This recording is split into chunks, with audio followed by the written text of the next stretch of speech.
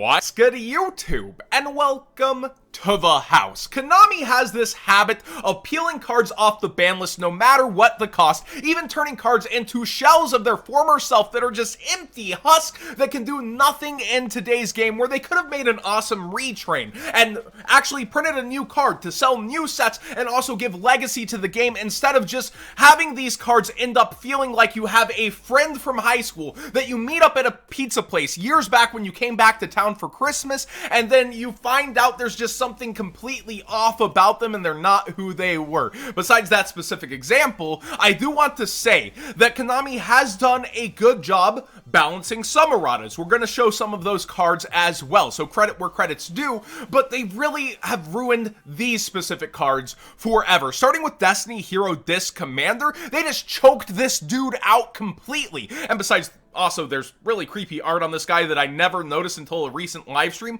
where you see he actually has fingernails out here, so this is his skin, but then he has boots. Where does the skin begin and end? And I don't know with this commander. Anyways, besides that, cannot be special summoned from the graveyard the turn this card was sent to the graveyard. Okay, so we're playing back and forth Yu-Gi-Oh! This is a resource for later, which really doesn't work out too much. You could have just put a hard once per turn on this guy, but that's not enough, because Disc Commander, if you remember the history, gets revived during the opponent's turn to draw extra cards. So you did have to find some kind of balance. I just think this is overdoing it, especially coupled with the other restriction on this card. If this card is special summoned from the graveyard, you draw 2 cards.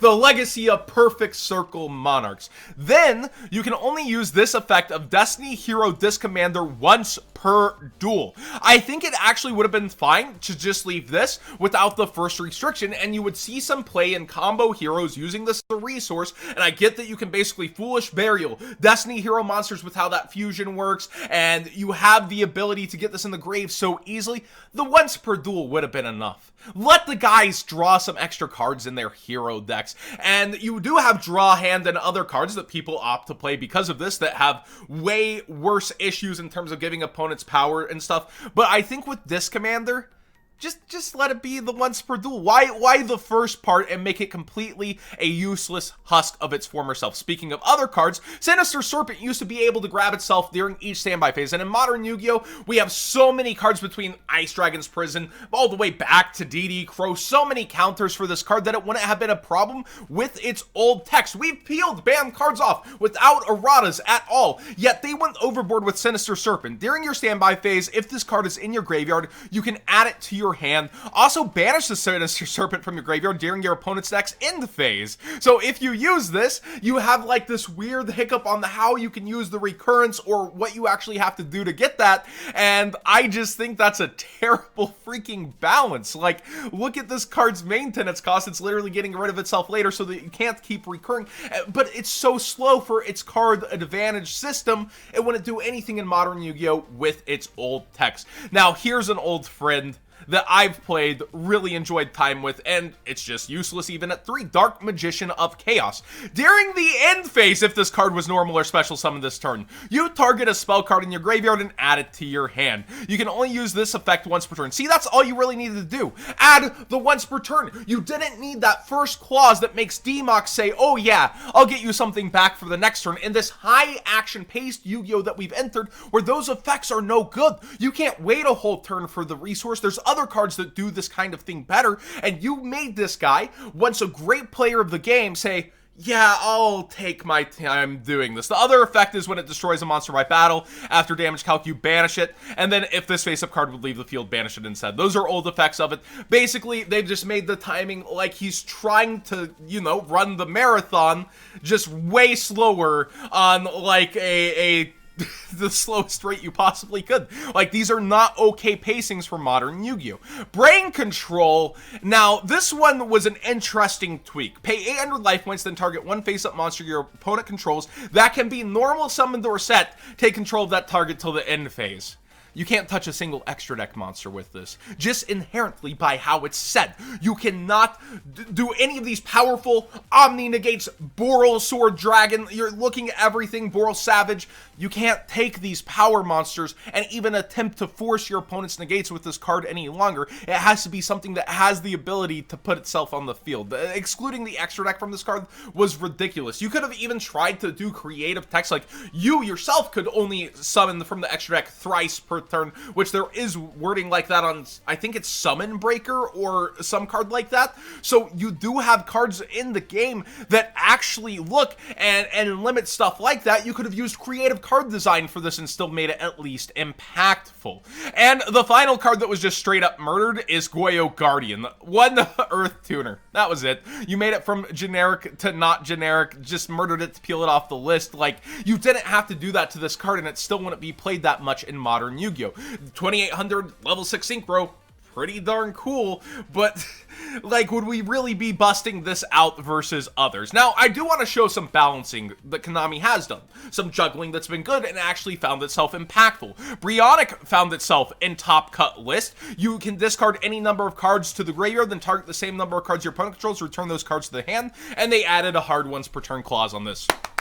Good balancing that lets it do what it used to do automatically, and then it sees play. Weird. I think that's a great example of balancing. Or then you have Rescue Cat. You can send this card to the graveyard, special summon 2 level 3 or lower beast type monsters from your deck, but they have their effects negated. Also, they're destroyed during the end phase.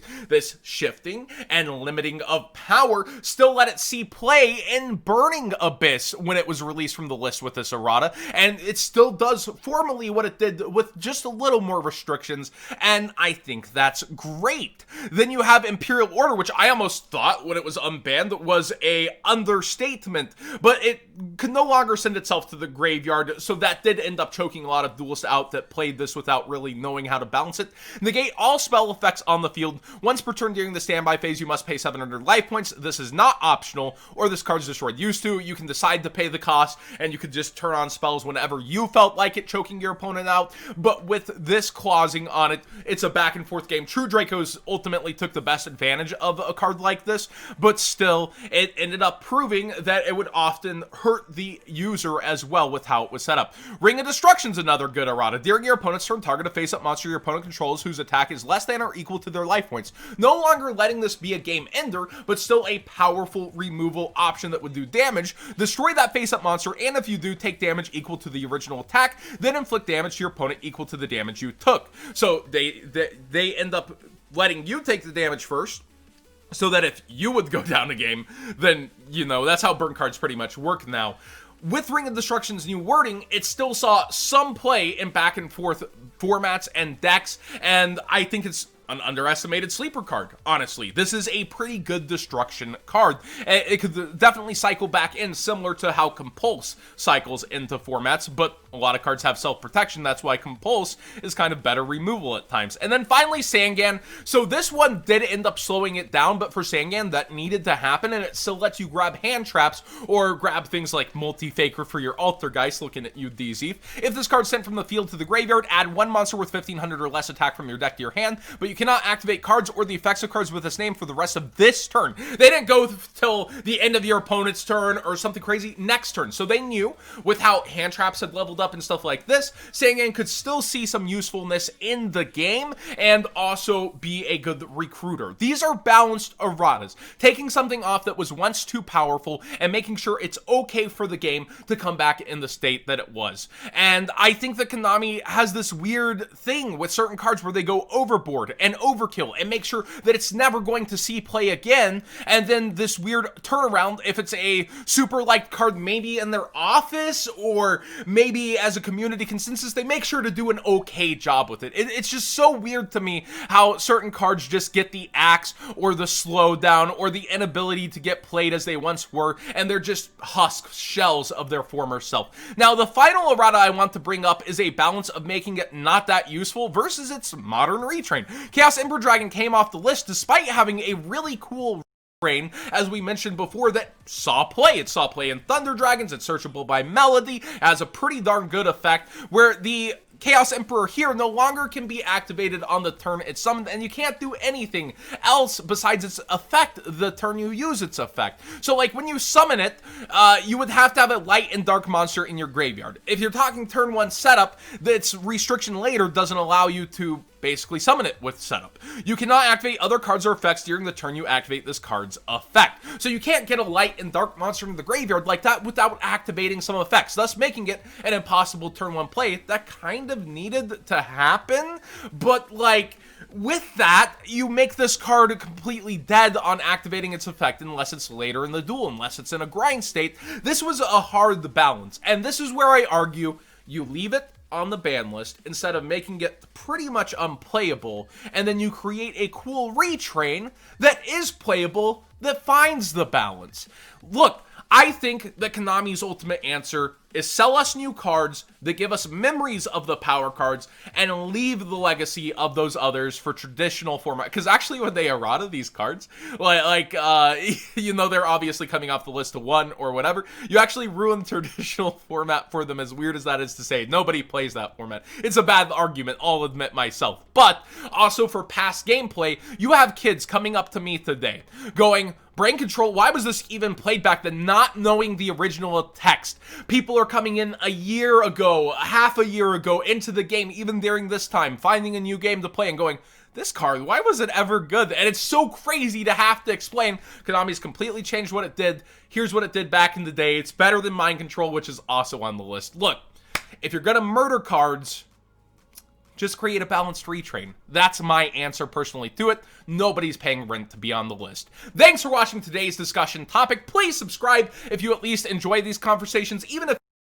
me. Let me know why you do in the comment section down below of how you would balance cards. Like, I think it's very easy to just leave the once per turn and not do the end phase with this card. Let it immediately get back the spell and do some loops or crazy things. Like, it's not even a loop, it's a hard once per turn. How can you mess that up? Like, there's a lot of cards that I think could be decent at what they did back in the day and not even see play today if you just let them be. Konami, you did good with some recent erratas, but please don't murder any more of my boys.